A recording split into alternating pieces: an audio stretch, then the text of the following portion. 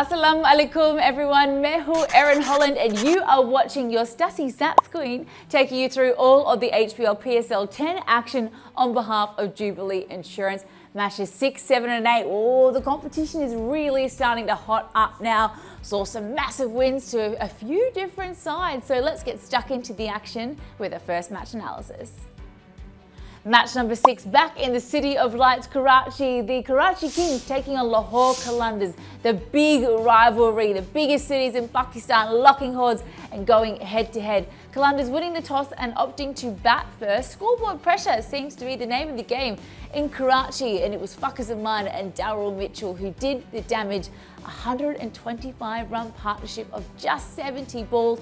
My wild stat of the day though, in the 12 fours and 6 sixes, it was Daryl Mitchell who hit 75 of just 41 balls. 9 fours and 2 of the sixes alone went to him.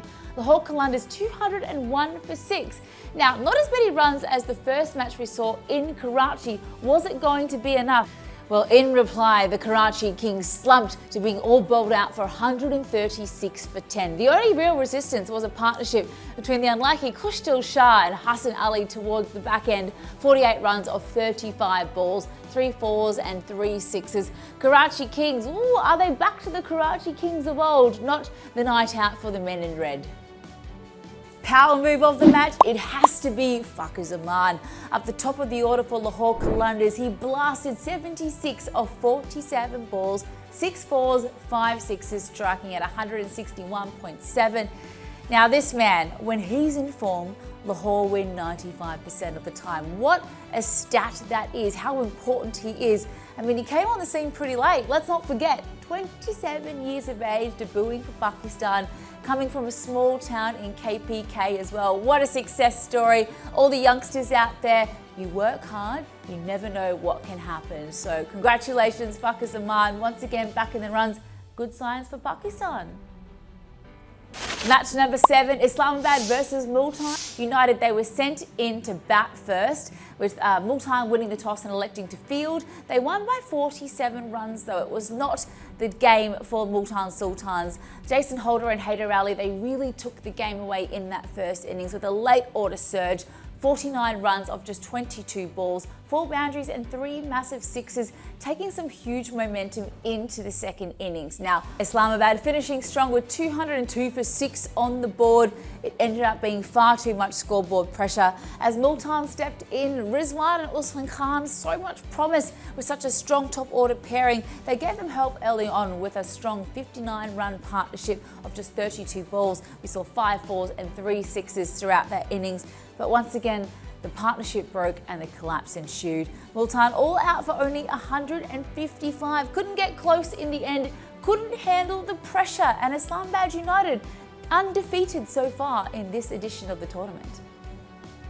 Power move of the match has to go to the big hitting West Indian Jason Holder.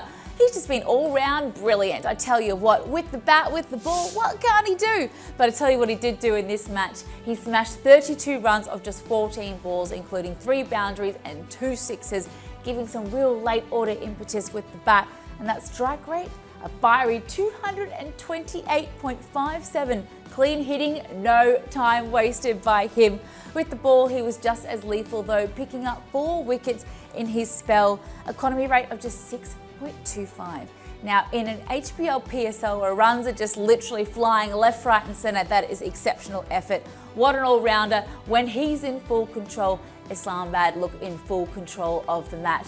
Power move, Jason Holder. That's my man. Match number 8, the Kings taking on the Quetta Gladiators at home at National Stadium, Karachi. David Warner winning the toss, electing to bat first. He strode to the crease with Tim Seifert, and the international duo were blistering in the power play. By far their best so far. 60 runs of just 34 deliveries with 11 boundaries. They got off to an absolute flyer.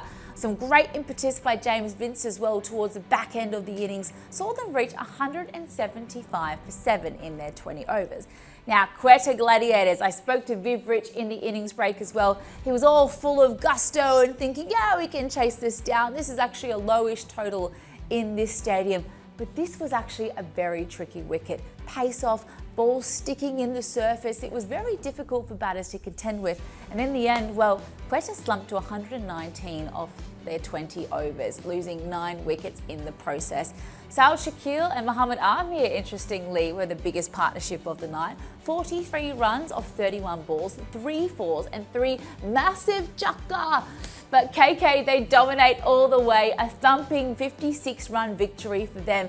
And is this the Karachi Kings finding the right playing 11, getting their wings in motion? The president, Mohammad Nabi, back in the side. They played around with their playing 11 and they played to win. Congratulations. My power move of the match award, though, goes to Mr. President Mohammad Nabi. That's the nickname they give the Afghanistani superstar. He came off the bench, straight into the side and made immediate impact. He spanked 18 runs in his little cameo at the back end, 2 massive sixes off the final over against Mohammad Amir. But it was his bowling that was simply sensational. Coming closer, listen. 2 for 7. That's right, 2 for 7. In this format of the game, that was absolutely unbelievable. The first maiden of this edition of the tournament, he was incredible with an economy of 1.75. I mean, you take that in any format of the game. He was a superstar with the bat, he was even better with the ball, and he was my power move player of the match. Well, that's the end of episode 3 from your Sassy Stats Queen, getting through all of the action of HBL PSL for the last couple of days. And I think my key takeaways are that is this the Karachi Kings finally on a roll? After 4 really poor seasons, they're having a good time of it at home. Is David Warner the key that they needed? Hassan Ali certainly seemed to think so when we chatted in our post-show after the last match and their big win over the Quetta Gladiators. And is this danger signs for Multan Sultans, last year's runner-up? And is Islamabad United the team to beat this year? They're certainly looking like it at the moment. But hey, let me know what you think at home. Drop me a comment below. I love to hear from you all. Until next time, bye for now. United winning the... pause that and then go, United... What was that? It was such a Korea... cut that and then go...